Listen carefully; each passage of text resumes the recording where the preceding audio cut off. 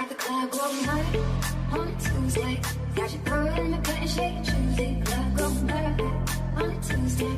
Got your girl in the curtain shake Tuesday. Club going hard on a Tuesday. Got your girl in the curtain shake Tuesday.